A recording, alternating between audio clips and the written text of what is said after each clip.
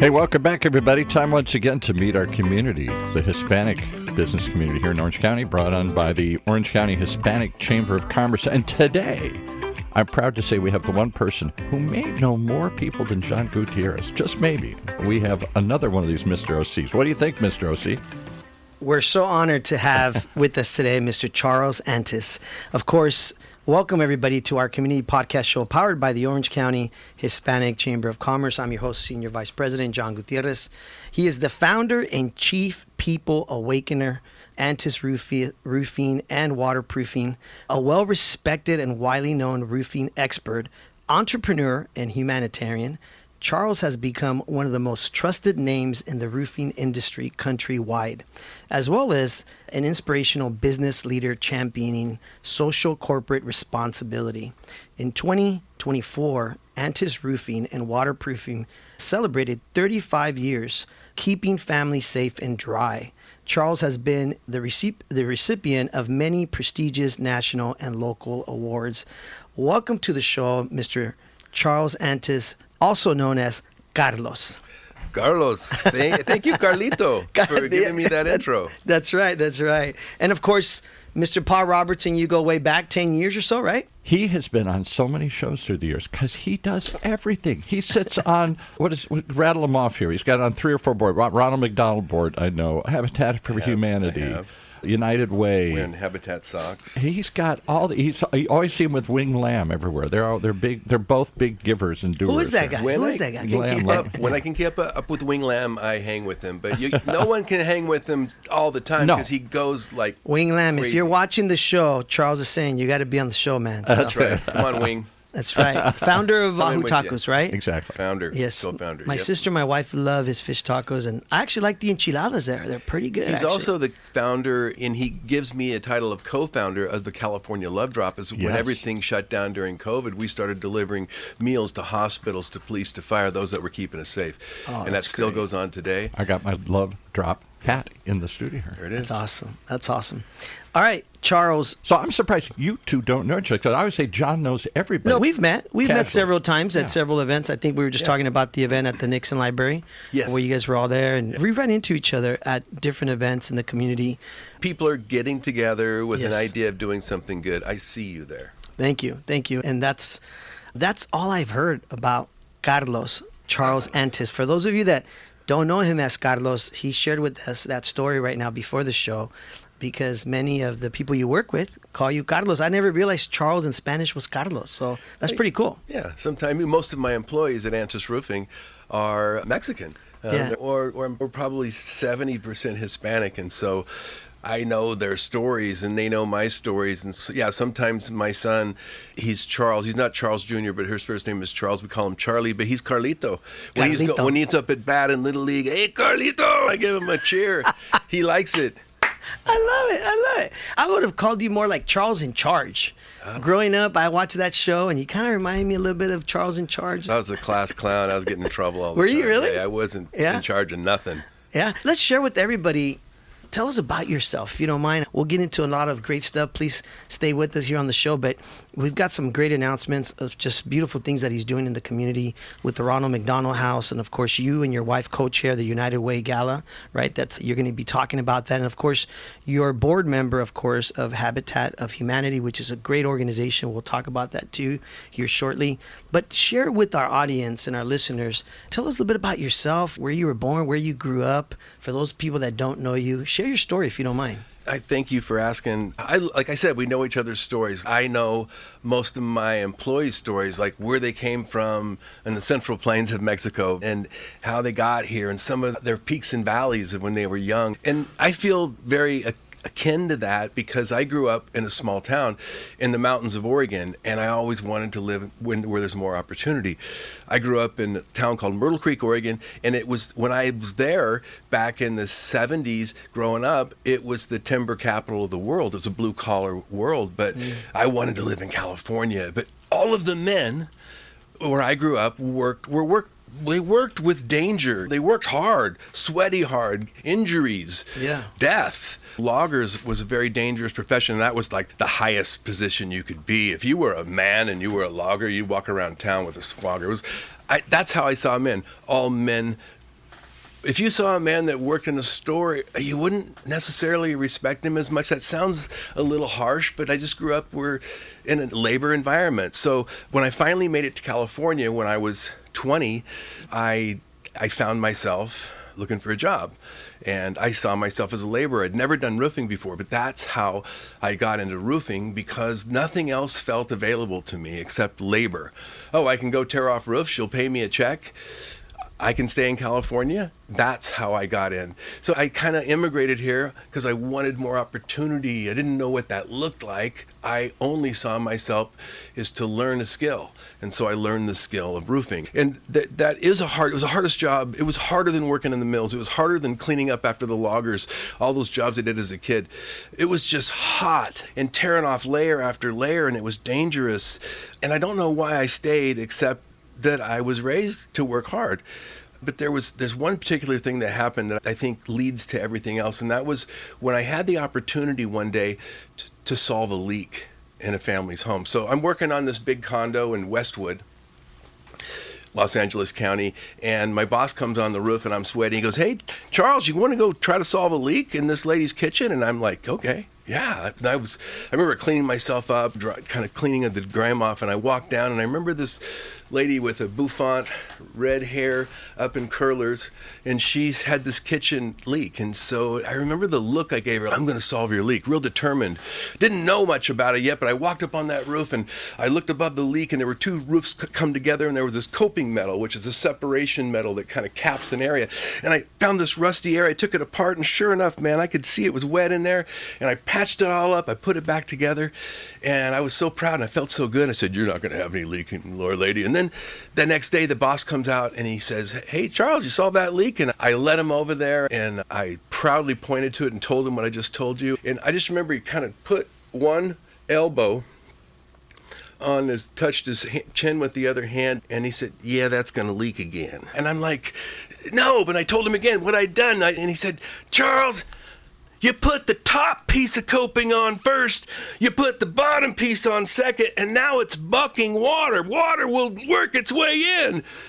And it just hit me. I knew he was right. I could see how water would have to go in eventually. Even the caulking wouldn't stop it. It was like this fundamental principle in roofing 101. Everything above overlaps everything below, like feathers on a duck's back. And it hit me. And I remember the way it hit me. I felt like such a failure. I was so embarrassed. But in my mind, there was this really big, quiet voice that said, "I will never miss another leak again." And that was it's critical to remember. Tell me that's not the wildest story you've ever heard. Origin story here. Well, I don't want to interrupt you, but the feather analogy is a great analogy, right? How feathers are obviously on a bird or on a duck, right? You're right. It's the way the water flows. And I briefly want to go back to also, my grandfather owned a big ranch in Mexico, and they had a logging company actually in Mexico. My mom would share this story with me. And so to your point, it's a very dangerous job.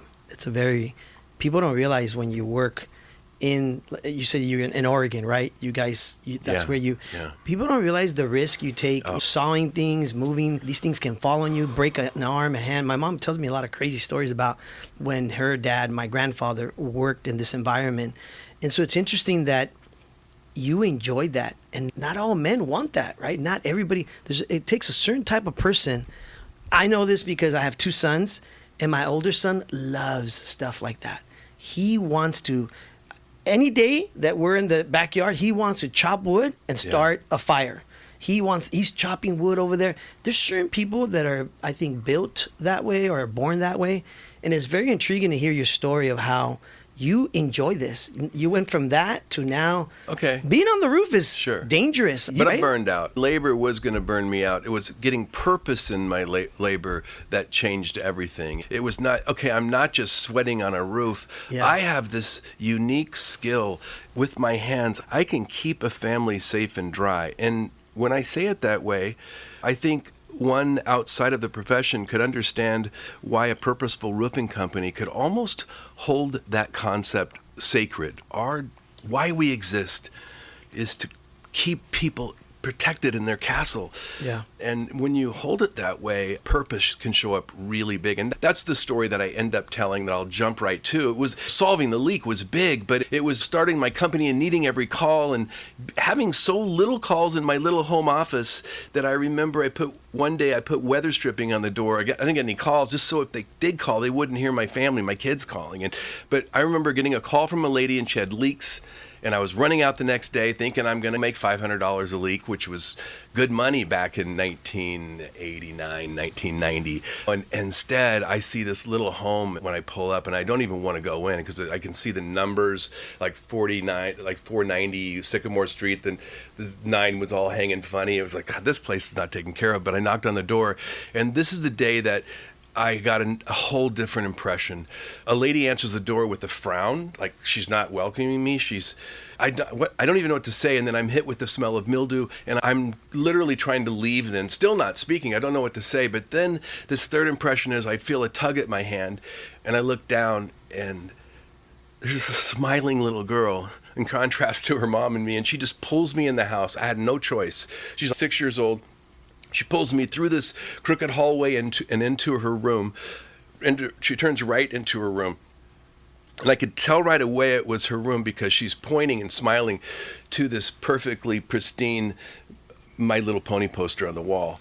And that was the moment, though, where I stumbled, and I looked down, and I saw the moldy mattress where she slept. That's the story that changed everything. Looking back, I didn't know it changed everything. It put me in a position, man. I wanted to leave. I wanted to go because I didn't say anything. And the mom walks back in with that same frown. I didn't say anything still until finally something welled up in me.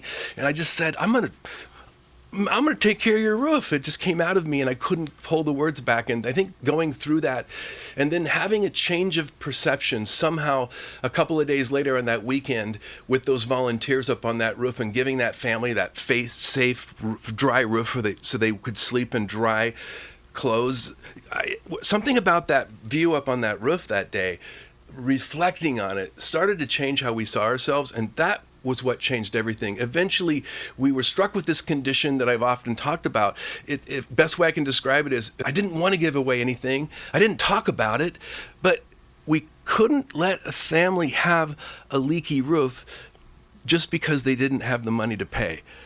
And so there'd be a lot of those, just go patch it. Maybe a cuss word before. It wasn't enjoyable. But what changed everything is when organized giving started happening, when we got a call and they asked us to donate a Habitat for Humanity roof. That's what changed everything, because we started donating roofs. It didn't make any sense. It was upsetting people until I told my people the story about the little girl on the moldy mattress, and they had their own story they identified with. I think our customers understood us more, and we started donating the Habitat for Humanity roofs. That has been the reason we're successful, because purpose is in our company. Now, there's a lot of layers to it, but that's where it started. Had I never had that experience, I don't think we could be the size or have the culture or have the good night's sleep we're able to get today. Wow. Powerful story. Powerful story, because at the end of the day, you said something amazing there, and that's, I wanted to fix the problem, right? Not everybody does that, right? Not everybody says, I'm going to do it. I want to fix the problem. And obviously, and I'll tell you, Charles, I grew up in Santa Ana. Yeah. I was born and raised in Santa Ana, and we lived in a very small house. And hearing this story impacts me a lot, because I know a lot of those low-income families growing up in the 80s and the 90s in Santa Ana. To your point, yes, a leaking roof causing mold in the house. How dangerous is that, right? And the fact that you did that for that family, that's just beautiful. There's something about we talked about Wing Lam earlier. He is a chef. He has the ability to provide food. I watched him put a meal together one day at a nonprofit, at a canned foods. It didn't look edible. He turned it into something delicious. There's something generous about the ability to feed that basic need of food.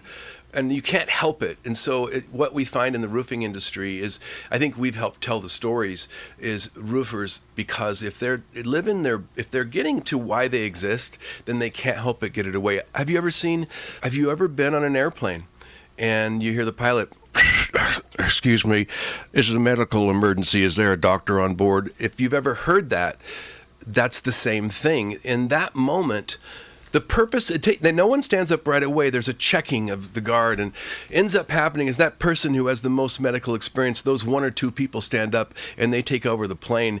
And so I think roofing just allows us to get to that. And they don't ask for your credit card first.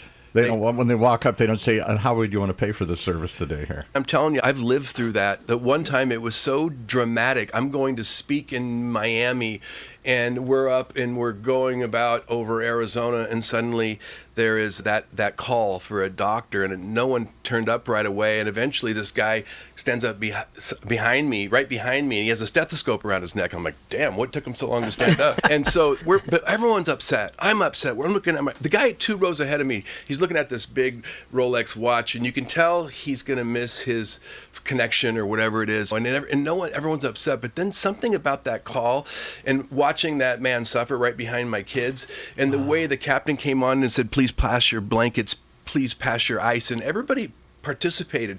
And by the time we had to stop in Albuquerque. But when that guy was taken off the plane still alive, there was this cool pause, and then all of a sudden there's a clap, everyone's clapping, because that was his nature in that moment to do. And all of us became our best selves. And I think roofing, feeding, maybe a pilot on an airplane experience is where you get to see that. So I'm lucky I'm in that trade. If you look at involved in the national roofing scene, which we are very involved in, the National Roofing Contractors Association and the Roofing Alliance, which is the giving arm of the Roofing Association, that the extreme generosity where people want to give back to this great trade because it's so important keeping families safe. I don't want to run out of time here, but I want to make sure. No, it's good.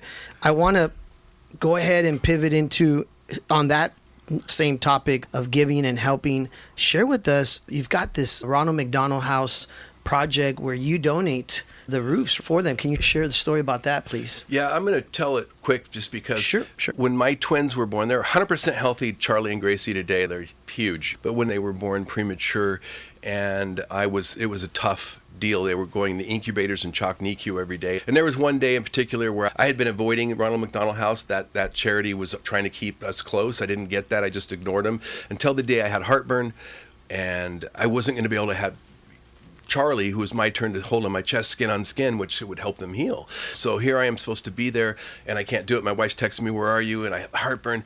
And as I'm kind of going in anyway, I look down, and there's no Ronald McDonald House attendant that day, but I see a little green Nature Valley granola bar, those things. And I thought that might work. And I just remembered that story led to so much, because my only other memory that day is 2 hours later in the NICU with Charley asleep on my chest and me with no heartburn.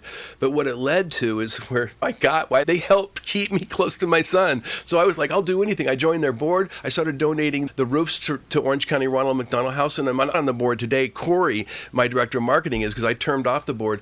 But I also was on the National Roofing Board, so I said, hey, we're keeping the family safe, dry, and close when they need it the most. Let's do this from coast to coast.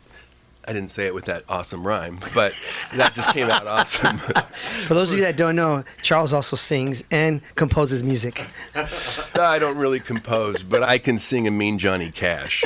My son can too. Wow. Oh, we'll have to bring his guitar. We'll bring our guitars. He's always playing Johnny Cash, man. So that's our thing with Ronald McDonald House. And we have an event coming up on August 18th at Camp Ronald McDonald House in Idlewild, where they take families with cancer, kids with cancer, and they have these amazing camps. And we're going to go and we're going to tidy up all the roofs, replace a couple of the roofs like we do every few years. And this was one of the places that really started this national movement where now in the roofing industry, we keep all of the families close and safe and dry by providing free roofing services. This is the place that really started vibe of it, and now we're going back to have a celebration there. So that's Who knew awesome. that roofing could be a calling?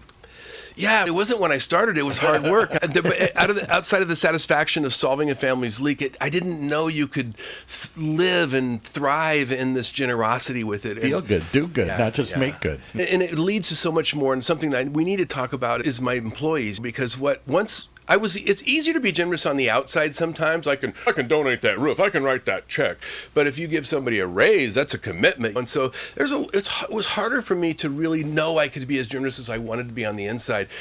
But it really takes getting to know your people. And the way I got to know my people is I'd bring them to my house back when I was smaller. We have 160 employees today, but back when we had 30 employees, I'd take one to my house and make them breakfast, and then I would ask them questions like, what are your best memories from their childhood? And I'd hear these awesome stories, and this is who we are. I learned honor and respect from Pedro Vasquez, and many stories like this where this is how we communicate with our employees. And he would say, and I'm going to use Pedro's voice because he has a sexy voice, and there's no disrespect in this. And he goes, Charles likes doing this voice into the microphone. Boy, his voice, he could do it even better than me. But he'd say, Charles, my father would come to me and nudge me every morning and say, hey, Pedro, about 3:30, hey, Pedro. And when my eyes would open, he'd say, will you come work with me for a couple of hours on the farm before you go to school today? And there'd be this pause, both of them knowing that he's probably not going to get more than 6 years of education. And then there would be this nod and acceptance. And there was something about Pedro telling that story that really led to a strong HR, because it wasn't just people that born in Mexico, which was our largest demographic of employees, but it's everybody needs that. Yeah. And so those are the stories that I started listening to the stories. Like this is a story, I don't know, Paul, you ever heard the story? I haven't told it in a while, but it's like you want to hear about hard work, which is how you build a company. You have to recognize this in people. And I remember we were small. I maybe had 20 employees a long time ago, 20 years or so ago. And all of a sudden this guy show up to work one day. I have this tiny office, and there's this truck in my lot. And I go, what's this truck? And there's a man sitting in there, like he's waiting for me. I didn't know what it was. And I parked, and I kind of quickly walked by, and I heard the door open, and then I heard this, hey, Jefe. And I turned, any work for me today? And I shook my head no, and I closed the door, locked it, and looked through the blinds. He was kind of waiting there. So I didn't think anything of it. The next day I go to work, and I wasn't even thinking of it. And I looked, and that same truck was in the lot. And this time I parked, and this time he got out a little sooner. It wasn't scary, but he was a little soft. He goes, hey, Jefe, any work for me today? And I said, oh, no, man, I'm sorry. And I walked in the office. I'm wondering what's going on. What do I tell this guy? I think I asked his name, and his name was Joaquin. And then the third day, that guy's there again. This time I was thinking, I hope he's not going to be here. This time I kind of pushed him off again. I'm really getting annoyed. But this is the really cool part of the story, because something happened to me somewhere between day 3 and day 4. I don't know. But when I pulled into the office, when I was driving to work on Friday, I was hoping that guy was going to be there. He already proved himself to me. He took the worst of me. I said, no, I didn't even give any hope. But he showed up with this earnestness. And on that Friday, I hired him. And he worked for me for 3 years. He recently went to do something else. But, that's a story of, that's part of what it takes. That's how I showed up. That's how I work. That tenacity. You show up. You prove yourself. You're banking on yourself. You can sell yourself. You can tell that story. That's something that matters. And it's listening to others and trusting that little voice inside, as opposed to, no, I want to get a reference. I wanted to see this. I want to do that. Yeah. I want to also make sure we talk about you and your wife are co-chairs at the United Way Gala that's coming up, right? Yes, thank you. That's going to be November 7th at the Ritz Gala, the Ritz-Carlton. Yeah. The gala is going to be at the Ritz-Carlton. That sounded funny. And we're really hoping this year that we can raise... Charles doesn't look like a Ritz-Carlton kind of guy to me. Hey, that sounds like... No offense, but... Paul, be nice. Be nice, Paul. The greatest place for the gala. He looks good in a tuxedo. I've seen him in a tuxedo. Okay. I'm going to have something probably with a label on the inside of something that we're doing. Yeah. He's got ANTIS roofing inside. That's right. Look at his jacket. His jacket's got all the Boys and Girls Club logo. Roofing Alliance. The Roofing Alliance. Yeah, sometimes I'm very visual. This is an idea that I'm trying to bring roofing back to high school, which we have. We've got them back. We've got people competing in roofing or in skills. What's it called? Like workforce development kind of stuff? There's a national event that we it's blanking. We compete nationally. Skills USA, I think it's called Skills USA. Okay. Yeah, in the roofing, and but I want to bring it. I want to take it down to grade school. I want the trade to be available for everyone. To be a trade, not just a job. It is such a great industry, and there's so much opportunity. As I go out into the field and I go talk to our first-gen employees, who are a lot of them anxious to roof like their uncles are, and I say, hey, you guys get some years here. Come in the office. You can work in bidding. You can work in dispatch. You can work in sales. You know what those guys make? I just think the roofing industry is changing so much. It is them. I want them to see it. Let's go back to that. Yeah. Roofers and sales can make good money, huh? I don't want to say how much they can make, but no, but I'm just saying for people watching and big young money. people. What's a big building when you do? He does No. giant HOAs and stuff. This isn't mom and pop. Salesmen could make $1 million. I'm saying they're making hundreds of thousands of dollars. Wow. Because it's all about their sales. But if you love what you do, man, you can tell that story of why you love it. Like me talking about solving that leak and what it means. Then I think, and the people that are doing roofing today, a lot of them that are talking about it look like me, but the ones that are doing the work look like Narciso and look like many of these. And by the way, Narciso's story, I'm sorry, another great story. Another one. When he was a little kid, he didn't have a dad at home, and he had a lot of brothers and sisters, and him being the eldest, he had to take the cows and the chickens, and not the cows, we'd take the cows and the goats that his mom would butcher, and he had to take them to the water, and he had to take them back at night, and it was dark both ways. He was only 8 years old. These are the stories that, wow, this guy runs all the work we do in the field. And so, by the way, by listening to the stories, we are a great team. We are together. We have twice the national retention rate in the roofing industry.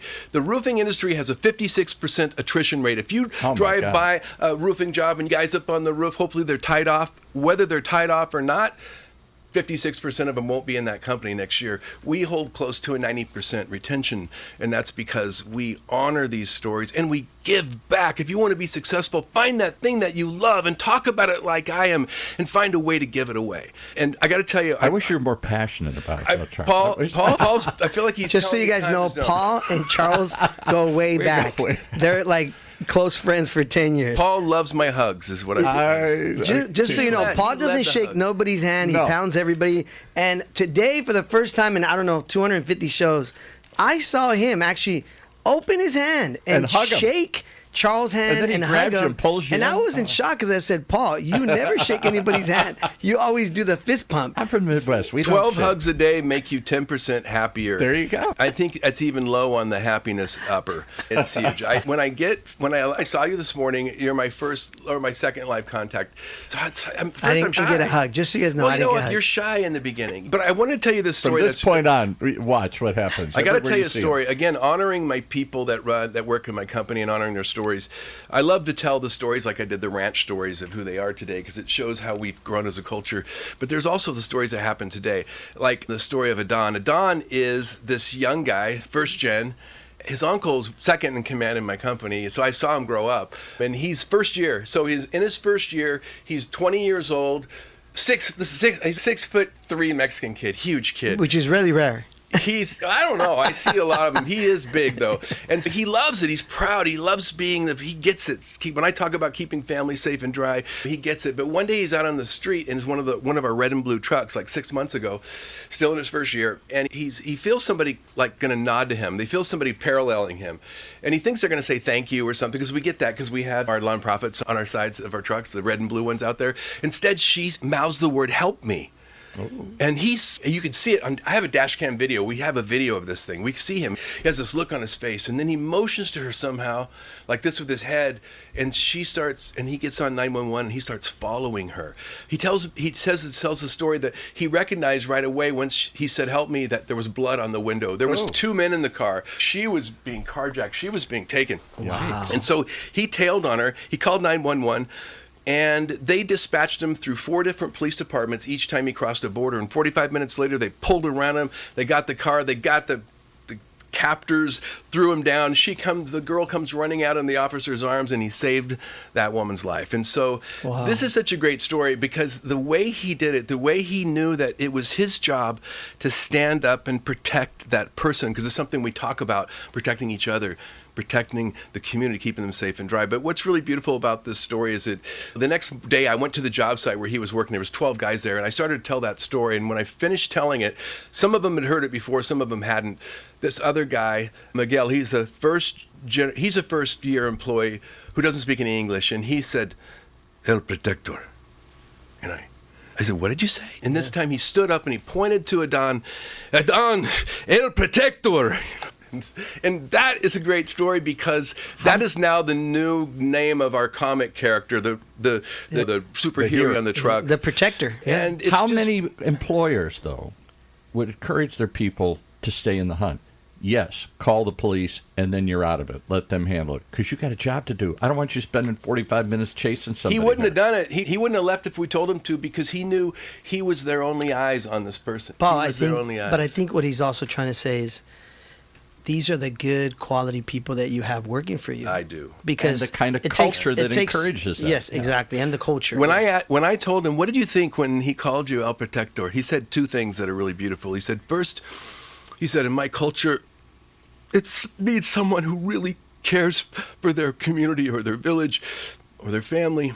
Because when I heard it, they were just calling me the big new one. The big new one. We're all expected to be that way. And so his sincerity and the way he shows up, I'm going to say it, I know he's going to be nominated for American Red Cross Hero Award. Wow. And I spoke with him to Junior Achievements 2 weeks ago. He spoke on a panel with me, and he was sweating bullets. He was so nervous, but then I saw him settle in, and he just told his story, and he answered those questions. And so I just love the traits of our people, and because we love them and honor them, we share them. And he is the guy that's he'll have his own roofing company likely someday, or hopefully still work with us. But my point is it's beautiful to understand who we are and reflect on our stories. It makes our culture better, it makes us stronger in our trade, and it makes us stronger in our community. That's what our community is all about. It's stories. Before we go, because we've ran out of time, I just want to make sure we also touch bases on, of course, your board member on Habitat for Humanity, right? Let me just quickly tell that story. I went to my last board meeting on Friday morning, and I had some tears there. That's for 15 years I've been on that board. They gave me a hammer that had my starting date, I can't do the math right now. That went back 15 years to 2009, I think it is. And it sounds like 17 years now, so I'm going to do the math later. But they gave me that, and it had the 99 roofs. We've donated 99 Nobody said you roofs. could do math, Charles. But you could just 90. Wait, Paul. Did you hear what you just said? Yeah. They donated 99 roofs. 99 roofs in a row. Over the last 15 years, It's 99 amazing. roofs. It's a $2.5 million value. But it's not like I'm bragging about it like we're saints. That's why we have a high retention rate. We have purpose in our company, and it really does pay off in the long run. And by the way, the value of those roofs is shared with my whole supply chain. All the tiles are donated by Eagle Roofing Products. All of the loading is donated by QXO Beacon Supply. So we have a tremendous, that's what I love, when people get together and look at who you are, and then you share your common story, and then you go have big impact, and then your company becomes stronger, and then you sleep better at night. And that's what I tell young people. Find that thing that you love to do, and then find that way So to John's show always it. talking about lessons for young people listening. You can do good by doing good.